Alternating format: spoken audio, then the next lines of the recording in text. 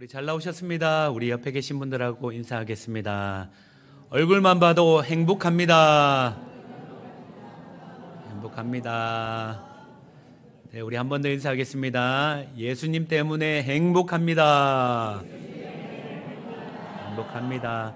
아멘. 잘 나오셨습니다. 지난주 말씀을 잠깐 요약하겠습니다. 여러분, 나오미를 복양하기 위해 룻이 이삭을 주우러 밭으로 나갔습니다. 어디로 가야 할지 모르는 그 무작정 나선 길입니다. 그런데 도착하고 보니 그 밭이 누구의 밭이었습니까? 보아스, 맞습니다. 도착하고 보니 보아스의 밭이었습니다. 그런데 룻만 그 보아스의 밭에 도착한 게 아니라 누구도 함께 도착했죠? 보아스도 도착했습니다. 우리는 우연과 마침을 성경 본문을 통해 보았습니다. 그런데 믿는 자에게는 우연은 있습니까? 없습니까? 없습니다. 우연과 마침 그 안에 담겨져 있는 하나님의 섭리가 크신 계획하심이 보아스와 룻을 이끌어 두 사람을 만나게 하셨습니다. 그리고 보아스를 통해 이제 룻은 채움의 은혜를 경험하게 됩니다. 안전을 보장받게 되고, 그리고 목마름을 더 이상 겪지 않아도 됐습니다. 자, 룻을 향한 보아스의 은혜는 여기서 그치지 않습니다. 오늘 본문의 이야기는 여기서부터 시작됩니다. 14절입니다. 14절 앞에 보면 식사할 때에 이렇게 시작하고 있습니다. 여러분, 아마 점심 식사 시간이 시작된 것 같습니다. 고된 노동을 하면, 직장에서 일하다 보면 제일 기다려지는 시간이 있습니다. 그리고 제일 고민되는 시간이 있습니다. 뭐죠? 오늘 점심 뭐 먹을까? 매일 먹는 점심 메뉴인데 오늘 뭐 먹을까? 그리고 기다리는 시간은 점심시간입니다. 아마 이때 일꾼들도 동일했을 겁니다. 고된 노동 후에 이제 기다리던 식사가 도착했습니다. 저기서 누군가가 아마 외쳤을 겁니다. 밥 먹고 합시다. 그래서 사람들이 하던 일을 멈추고 삼삼오오 몰려들기 시작했습니다. 널찍한 베들레헴 풀밭, 보리가 황금색으로 익어 있습니다. 그리고 자리를 펴고 이제 가지고 온 떡과 그리고 볶은 곡식 여러 가지 음식을 내어놓습니다. 절경이지 않습니까? 한편의 그림 같습니다. 자, 그런데 여러분, 룻은 이 식사의 자리에 함께할 수 있습니까? 없습니까? 함께할 수 없습니다. 왜 그렇습니까? 일단 그녀는 자격이 안 됩니다. 이스라엘 백성들은 이방인과 함께 식사하는 것 자체를 아직 띄워주시면 안 됩니다. 네, 자, 함께 식사하는 것 자체를 거부합니다. 그래서 같이 밥 먹으면 안 됩니다. 또 남자들은, 예전에 우리 그렇지 않습니까? 예전에 남자분들이 따로 식사하고 남녀와 겸상하지 않는다. 제 기억에도 있습니다. 그래서 여자분들은 여자분들끼리 따로 식사하고, 그런데 유대인들은 더 심하다는 겁니다. 룻이 보아스의 은혜를 입어 잠깐 은혜를 입었지만 점심 식사 시간을 알리는 이 소리는 룻은 자신이 누구인지를 확인하고 깨닫는 시간입니다. 모두가 식사하는 이 시간에 룻은 조용히 밭 모퉁이에서 아마 이삭을 주었을 겁니다. 하나하나 줍고, 그런데 아침부터 먹은 건 룻에겐 물밖에 없습니다. 배에서 꼬로록 소리가 나고 코로는 맛있는 떡 향기가 솔솔 풍겨 나옵니다. 그리고 볶은 곡식 냄새가 솔솔 타고 들어옵니다. 너무 배고플 것 같습니다. 그런데 배가 고프면 배가 고플수록 여러분, 식사 자리에 초대받지 못하는 그 서러움, 겪어보지 않고는 느낄 수 없습니다. 다 맛있는 식탁에 앉아 있는데 나만 홀로 떨어져 있다? 이거는 단순히 한 끼를 먹지 못하는 그런 게 아닙니다. 외로움과 서러움은 더 증폭됩니다. 지금 룻의 상태가 딱 그렇습니다. 그런데 룻에게 초청장이 날라듭니다. 그것도 AI 음성 시스템으로 보아스의 음성을 담아 소리가 들리기 시작합니다. 이리로 오라. 와서 떡을 먹으라. 룻을 부르는 초대장입니다. 여러분, 준비된 식탁은, 이 식탁은 분명 보아스와 곡식 빼는 일꾼들을 위한 식탁입니다. 여러분, 그런데 남자들끼리 모인 이 식탁 자리에 여자가, 그것도 가장 천한 이방 여인을 앉혀서 함께 식사한다. 여러분, 이 소리를 듣는 주변 사람들은 아마 충격을 받았을 겁니다. 룻은 지금 아무것도 밭에서 보아스를 위해 한 게 아무것도 없습니다. 여러분, 나오미와 룻 생계 자신을 위해 여러분 이삭을 주은 것밖에 없습니다. 보아스에게 뭔가 덕이 되는 이런 게 없다는 말이죠. 그런데도 지금 보아스가 룻을 초대하고 있습니다. 이리로 오라. 너무너무 아름다운 장면이지 않습니까? 그래서 제가 이게 실물 그림이 좋겠다 싶어서 그려왔습니다. 한번 이제 나오면 됩니다. 이제 보여주시죠. 네, 그려왔는데 제가 그린 건 아니고 AI 챗봇으로 그려달라고 했습니다. 그래서 그림이 이 그림입니다. 물론 정확도는 조금 떨어지지만 여러분, 보아스가 룻을 초대해서 떡을 줍니다. 떡을 주고 그리고 초에 찍어 먹으라. 여러분, 이 초는 오늘날 발사믹 소스라고 생각하시면 됩니다. 찍어서 먹을 때, 발사믹 소스에 찍어 먹을 때 어떻습니까? 입안에 풍미가 나고 그리고 딱딱했던 빵이, 떡이 부드러워지지 않습니까? 그리고 한 입 탁 베물어 먹으면 입안에서 쫙 뻗으면서 식도를 타고 내려가고 온 오감을 만족시키지 않습니까? 저만 먹었습니까? 다 그런 경험 있지 않습니까, 여러분? 이처럼 룻은 보아스의 환대로 이제 이런 배부름을 경험하게 되었다는 말입니다. 여러분, 지금 룻기 저자는 한 절에 매우 자세히 이 장면을 묘사하고 있습니다. 이유가 있습니다. 왜 그럴까요? 단지 그냥 룻을 초대하는 것을 말해주기 위함입니까? 그렇지 않습니다. 룻이 들어올 수 없는 이 여인이, 자격과 조건이 안 되는 이 여인이 베들레헴 식탁 공동체 안으로 들어왔다는 것을 상세히 보여주고 있는 본문인 것입니다. 성도 여러분, 지금 오늘날 우리가 사는 이 세상을 한번 보십시오. 세상 공동체의 모습은 어떻습니까?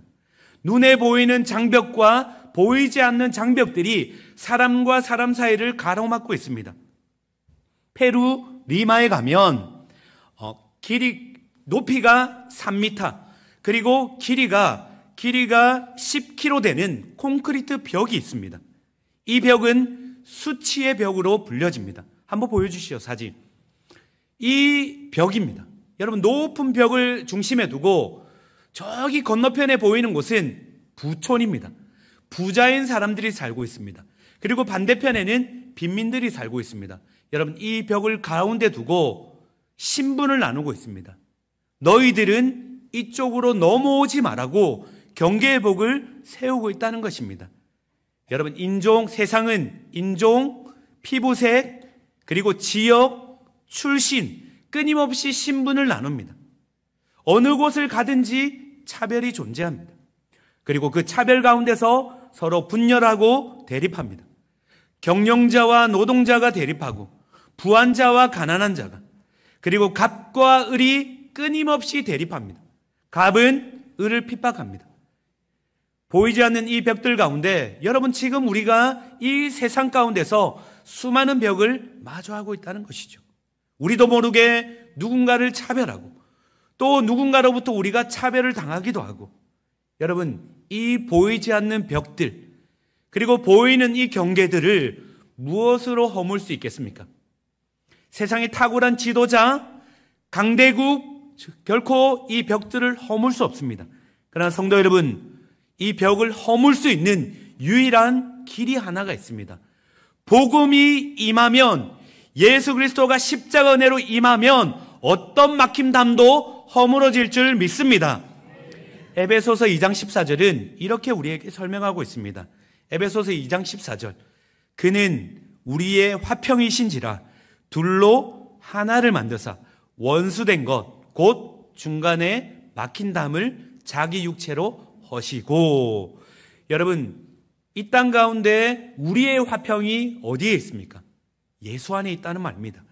오직 예수를 통해서만이, 십자가 은혜를 통해서만이 하나님과 죄인 사이에 막힌 이 담을 허물 수가 있다는 것입니다. 그리고 이뿐만이 아닙니다. 하나님과 죄인 사이에 막힌 담이 허물어지고 사람과 사람 사이에 막힌 담도 허물어지는 것입니다. 오직 복음이 들어갈 때만이 그 담은 허물어지게 되어 있습니다. 여러분, 우리 한국의 초대 교회사를 기억나십니까? 양반과 종으로 구분된 이 땅 가운데 복음이 들어왔습니다. 생명 걸고 선교사님들이 복음 붙들고 이 땅에 들어왔을 때 복음이 그 양반 계급 사회에 침투하고, 그리고 여자는, 죄송한 말씀이지만 여자는 이름조차 없었습니다. 그런데 그 복음이 들어가니 어떻게 되었습니까? 그 담들이 허물어지고 오늘날 이 자리 가운데서 우리가 예배를 드릴 수 있는 것입니다. 여러분, 복음은 어떤 담도 허무는 능력이 되는 줄 믿습니다. 오직 복음을 통해서만이 참된 화평의 길, 평화의 길이 열린다는 것입니다. 성도 여러분, 오늘 룻기 저자는 이 보아스를 통해 룻이 베들레헴 공동체를 들어온 것을 우리에게 보여주고 있습니다. 동일합니다. 예수 그리스도를 통해 자격 없는 죄인들이 어디로 들어갑니까?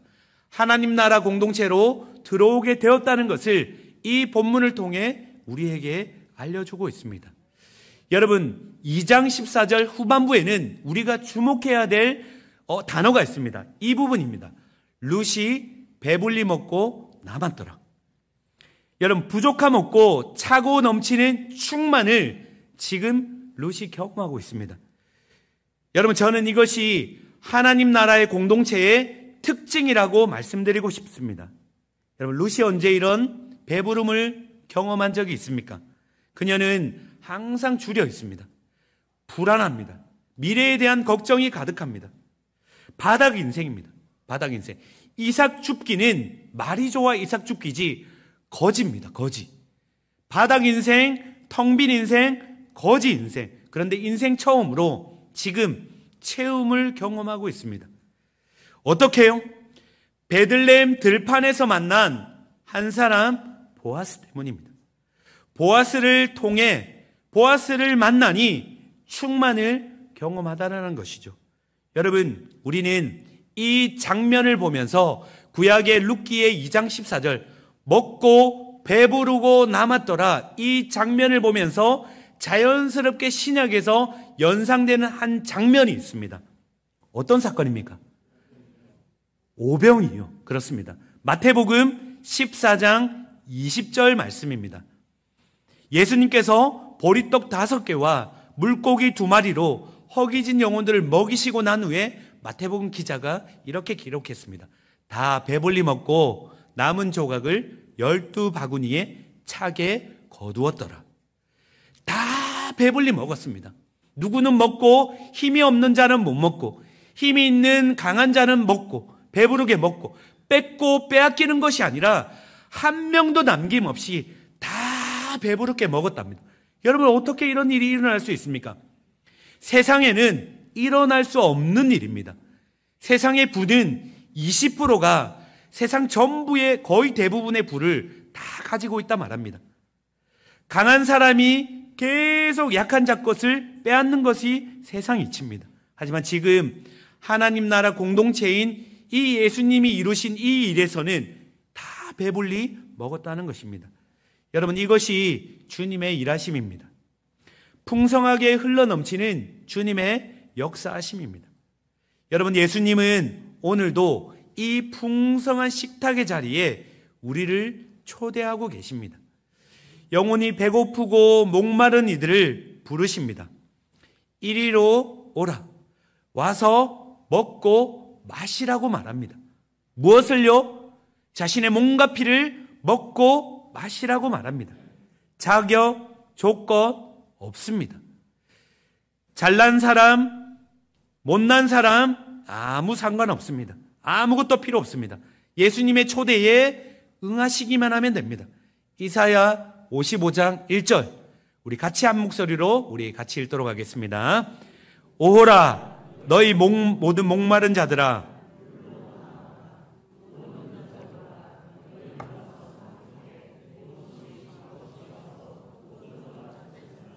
여러분, 딱 주목하는 단어가 무엇입니까? 와서 사 먹으라는 겁니다. 오라는 겁니다. 여러분, 죄인된 인간의 특징이 무엇인지 아십니까?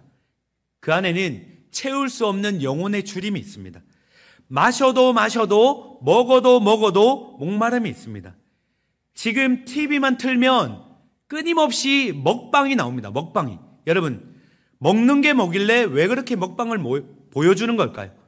실제로 먹을 수 있는 것도 아닙니다. 그냥 화면으로 우리는 볼 뿐입니다.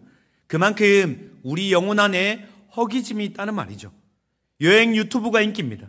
사람들은 드라마를 보고 또 봅니다. 한번 보고 다시 역주행해서 또 봅니다. 재밌어서, 맛있어서, 또 즐거워서 1차적인 이유는 맞습니다. 하지만 더 깊은 근원적인 이유를 찾아보면 답은 안 합니다. 존재적 외로움 그리고 목마름이 있기 때문입니다. 그런데 여러분 기억하십시오. 세상이 채워주고 공급해주는 이 모든 채움은 기본적으로 내 육체와 마음이 원하는 것들입니다. 내 육체와 마음이 원하는 것들은 채워도 여러분 공허한 우리 안의 영혼은 채울 수 없습니다. 쉼을 얻지 못하고 안식을 누리지 못한다는 말이죠. 하나님이 우리 안에 공간을 만들어 놓으셨습니다. 이 공간은 오직 하나님만으로 채울 수 있습니다. 그러니 세상에 내 마음과 내 육체를 채우는 것으로는 어떤 것도 이 공간을 채울 수 없습니다. 그래서 우리 주님이 초청하십니다. 값 없이 돈 없이 오라는 겁니다. 여러분, 이 주님의 초청에 우리가 만일 값을 지불하고 여러분 만약에 돈을 지불한다면 얼마를 가지고 가셔야 됩니까? 여러분, 우리 청소년들은 그 아이돌 가수를 유명한 가수를 그 초대 콘서트에 가기 위해 어마어마한 돈을 지불해야 된다고 합니다. 저는 뭐 얼마를 드는지는 잘 모르겠습니다. 임영웅 콘서트에 가기 위해 순식간에 이게 마감이 된답니다. 어마어마한 돈을 지불해야 된다고 합니다. 여러분, 그런데 하물며 사람인데 우리 주님이 만약 초대장에 우리가 응한다면 돈을 지불해야 된다면 얼마를 지불해야 됩니까? 값을 지불할 수 없습니다. 그런데 우리 주님이 그냥 오라는 겁니다. 그냥 값없이 오기만 하면 된다는 것이죠. 여러분, 왜 예수님께 가면 그 초대응에 가면 목마름이 해결됩니까? 어거스틴은 이렇게 말했습니다. 저는 이 신학자의 이 이야기가 너무너무 좋습니다. 한번 들어보십시오. 주님은 우리를 사랑하시되 이 세상에 사랑할 사람이 나 하나밖에 없는 것처럼 사랑하시기 때문이다. 여러분, 주님은 우리를 사랑하시는데 이 세상에 70억, 80억, 90억, 100억 인구가 있다 할지라도 나 하나밖에 없는 것처럼 주님은 나를 사랑해 주십니다.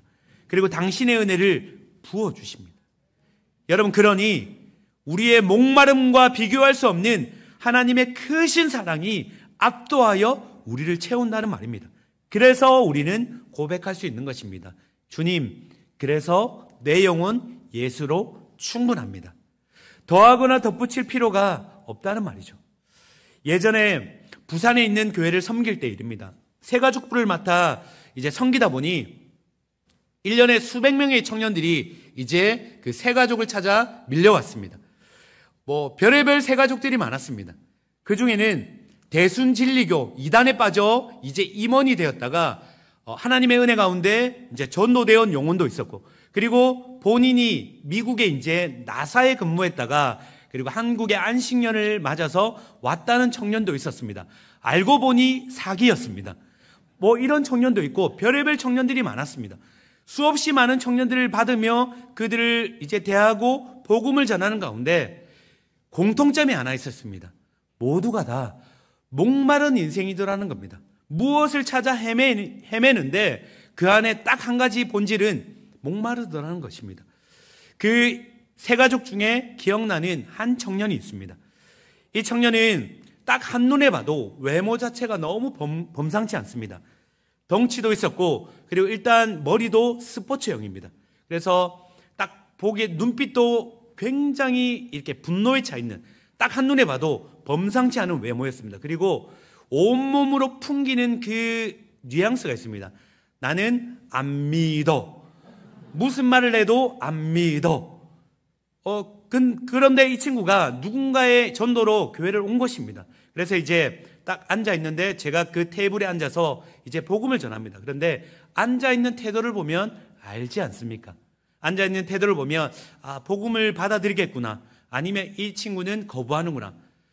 딱 정확하게 몸을 뒤로 쭉 빼고 팔짱을 끼고 다리를 딱 꼬고 그리고 고개를 45도 각도로 기울면서 저를 바라보며 안 믿어라는 이 분위기를 풍기는데, 야, 이 친구를 이거 어떻게 해야 되나 이러면서 이제 제 안에 주님 도와주십시오 하면서 이제 복음을 증거하기 시작했습니다. 그리고 뭐 시간이 그렇게 길지 않기 때문에 짧은 이제 예수 십자가 복음을 전했습니다. 뭐 듣든지 아니 듣든지 우리는 전할 뿐입니다. 그렇게 전하고 이제 기도하고 돌려보냈습니다. 그런데 문제는 그날 저녁 9시에 터졌습니다. 9시에 모르는 번호로 제 핸드폰으로 연락이 온 겁니다. 모르는 번호라 이제 저녁 9시에 이제 전화를 받았더니 웬 남 형제 목소리였습니다. 알고 봤더니 이 낮에 예수를 전한 이 형제였습니다. 이 형제가 목소리가 울먹울먹 하면서 굉장히 뭔가 알 수 없는 목소리로 저에게 물어보는 겁니다. 형제님, 그날 낮에 저에게 이 예수라는 사람에 대해서 저에게 전했고 나는 죄인이고 이걸 전하는데 제가 그걸 듣는데 저는 이날 때까지 살아오면서 제 인생 가운데 가장 큰 사랑은 부모님의 사랑인 줄 알았습니다. 부모님의 사랑인 줄 알았는데 그 이야기를 듣는 가운데 이제 집에 돌아갔는데 제 심령 안에 갑자기 부모님의 사랑과는 비할 수 없는 그 형제가 말한 그대로 표현하자면 수천 수만 배의 무언가의 큰 사랑이 제 안으로 훅 들어오더라는 겁니다. 도저히 이것이 무엇인지를 설명할 수가 없다는 겁니다.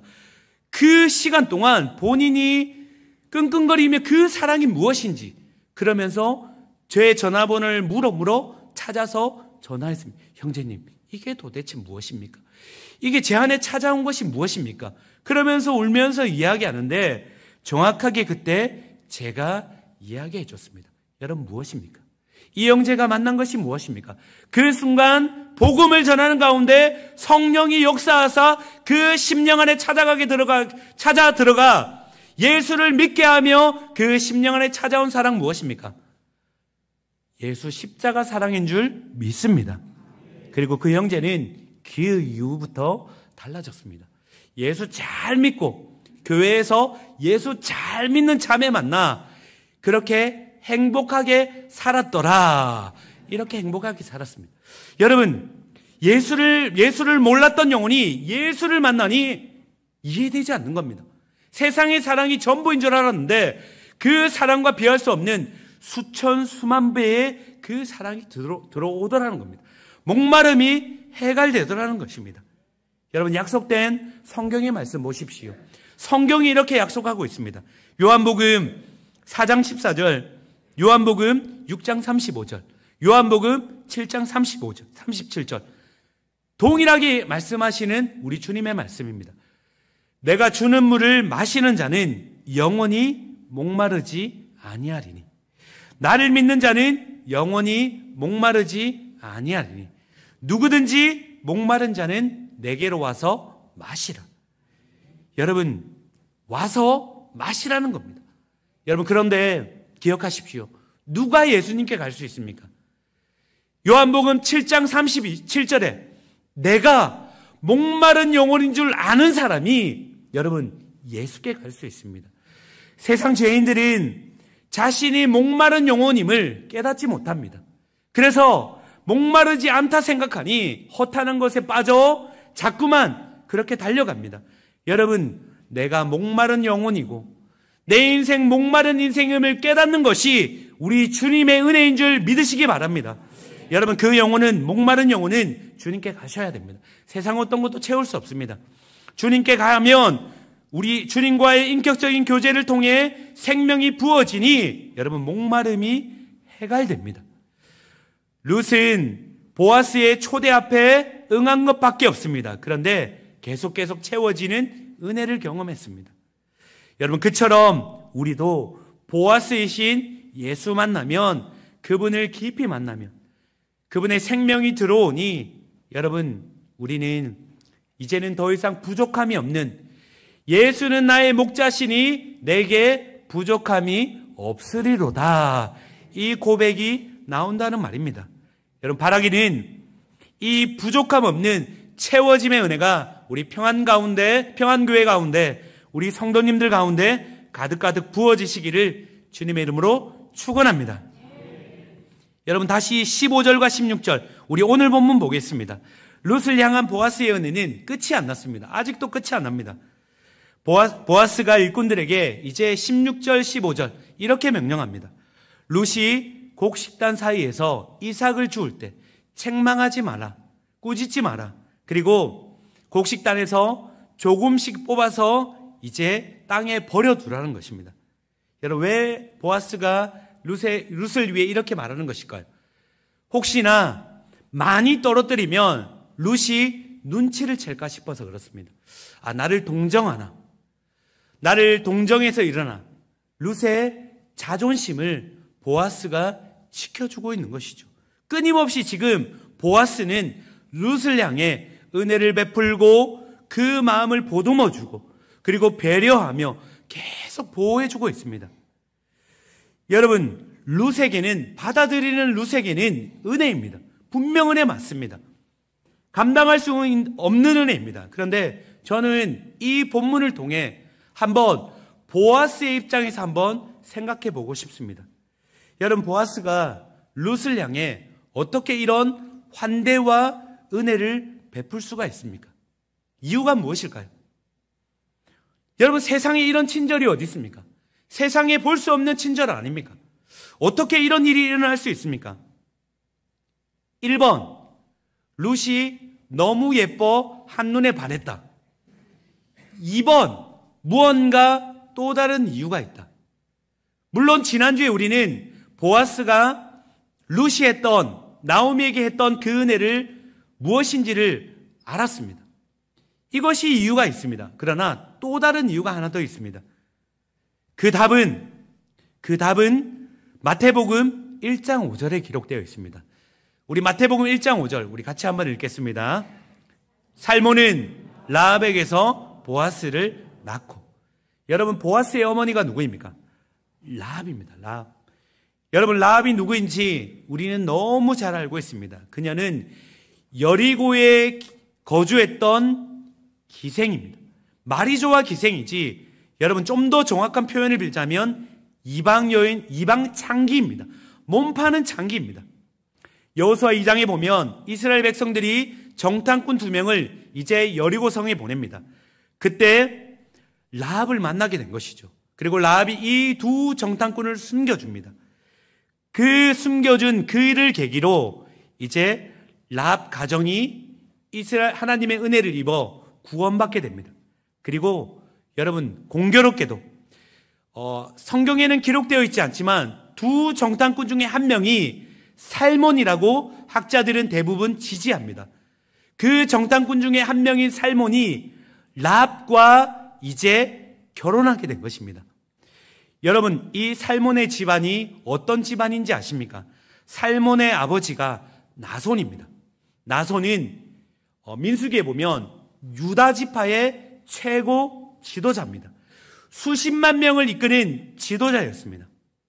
그리고 나손의 누이가 대제사장 아론의 아내였습니다. 그러니 한마디로 오늘날로 치면 다이아몬드 가문이 바로 나손이요 살몬의 가문입니다. 그런데 그 살몬에게 배우자로 이방 여인, 아니 몸 파는 이방 창기가 이 살몬의 가문으로 들어오게 된 것입니다. 무엇보다 하나님의 백성으로 들어온 것이죠. 여러분, 라합이 지금 무엇을 입었습니까? 전적으로 하나님의 은혜를 입은 것입니다. 이것은 이해될 수도 없고 세상에서 어떤 무엇으로도 설명할 수 없는 은혜입니다. 그러니 이 은혜가 무엇인지는 라합은 자신의 삶을 통해 체험했다는 말입니다. 여러분, 여리고성에서 가족이 구원받는 순간, 여러분 살몬과의 결혼, 그리고 보아스를 낳기까지 라합은 아마 그녀는 이렇게 고백했을 것입니다. 여러분, 내 인생은 은혜 인생입니다. 내 인생은 하나님의 은혜 말고는 설명할 수 없는 그런 인생입니다. 여러분, 그렇게 말하지 않았겠습니까? 그리고 어느 날 이 라합이 살몬과 함께 결혼하고 난 후에 보아스라는 아들을 낳았습니다. 그리고 보아스를 양육하며 이 라합은 어떤 말을 해줬을까요? 보아스를 양육하며 자신의 좋은 삶을, 하나님이 어떻게 은혜를 베푸셨는지를 보아스를 양육하며 아마 하나하나 이야기해 줬을 것입니다. 보아스, 엄마의 인생은 하나님의 은혜의 인생이야. 하나님이 엄마 인생을 이렇게 인도하셨어. 그렇게 아마 라합은 보아스에게 끊임없이 은혜가 무엇인지를 아마 하나둘 알려줬을 것입니다. 보아스는 어릴 때부터 라합을 통해 은혜가 무엇인지를 알았습니다. 그리고 보아스 자신의 인생도 돌아보니 내 인생도 하나님의 손에 붙들린 섭리 인생이요 은혜 인생임을 깨달았던 것입니다. 여러분, 아버지 살몬이 여리고 정탐꾼으로 뽑히지 않았다면, 라합이 있는 곳으로 들어가지 않았다면, 여러분 다른 곳으로 갔다면 보아스는 태어나지 못했습니다. 그런데 하나님의 크신 계획 속에 살몬과 엄마 라합이 만났고, 그리고 하나님을 믿고 있던 그 계획하심 아래 여러분 보아스가 태어날 수 있었던 것입니다. 그러니 보아스도 이 말하지 않겠습니까? 여러분, 제 인생도 은혜 인생입니다. 보아스의 인생도 라합처럼 섭리 인생이요 은혜 인생이었던 것입니다. 그러니 성도 여러분, 이방 여인 룻이 베들레헴에 도착했습니다. 그리고 베들레헴 들판에 서 있어서 그 가운데 이제 이삭을 줍습니다. 이삭을 줍는 그 모습을 보아스가 보고 있습니다. 보아스의 눈에 비친 그 룻의 모습은 누가 보이겠습니까? 어머니 라합이 보이지 않겠습니까? 어머니 라합이 하나님의 은혜 없었다면 이스라엘로 돌아올 수 없었습니다. 하나님의 은혜 없었다면 어머니 라합은, 보아스는 이 자리에 존재할 수 없었습니다. 그러니 룻을 바라보는 그 모습은 보아스의 눈에는 은혜 받은, 은혜가 필요한 그 어머니 라합의 모습이 겹쳐 보였던 것입니다. 헤세드의 은혜가 필요한 한 여인이 보였던 것이죠. 여러분, 보아스는 라합에게 은혜를 받았습니다. 아니, 라합은 먼저 하나님의 은혜를 경험했습니다. 그리고 그 은혜가 다시 보아스에게 흘러갔고, 그리고 보아스가 다시 한 번 더 룻에게 은혜를 흘려보내고 있는 것이죠. 여러분, 하나님의 은혜는 막힘이 없습니다. 은혜는 은혜를 낳는 것입니다.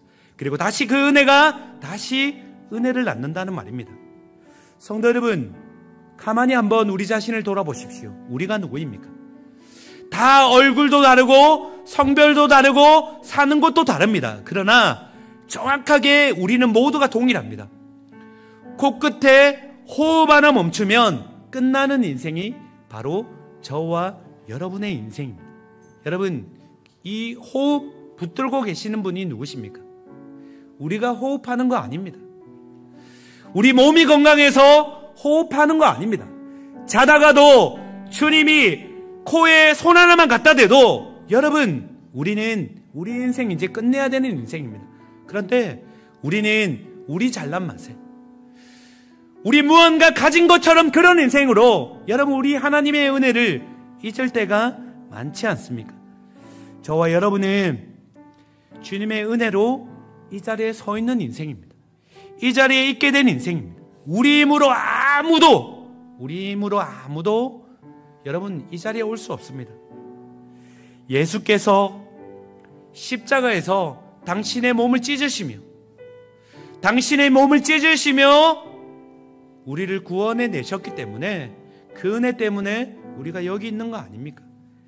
그리고 그 은혜 받은 누군가가 그 은혜에 감격하여 은혜를 낳으며 아무것도 몰랐던 우리를 향해 예수 모르던 우리를 향해 먹이고 입히고 섬기고 예수 전하며 그렇게 돌보는 가운데 여러분 그 은혜 때문에 우리가 이 자리에 온 것 아닙니까?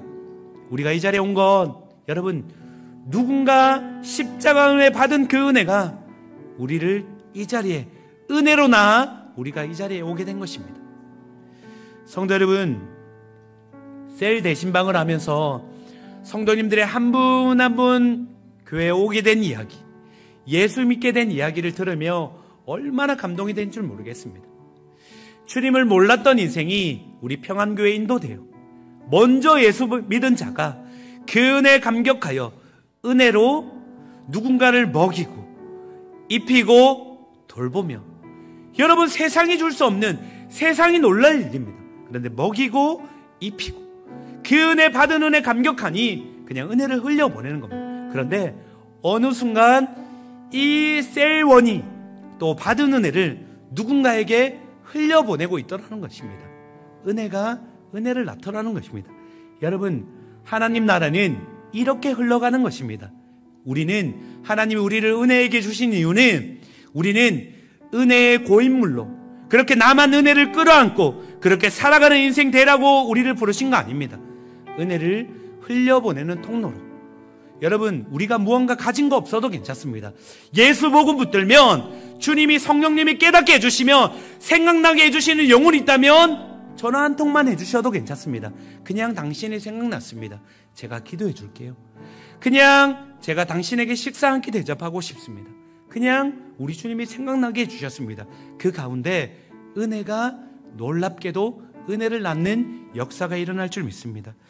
여러분 우리 평안교회 안에 그런 역사가 가득가득 채워지길 소망합니다. 혹시나 심령 안에 여러분 답답함이 있고 불안함이 있고 두려움이 있습니까? 내 인생 아무것도 몰라주는 것 같은 그런 어려움이 있습니까? 조금만 기다려 주십시오. 은혜를 입은 누군가가 분명히 주님의 음성을 듣고 찾아갈 것입니다. 그리고 그 받았던 은혜 흘려보내시기 바랍니다.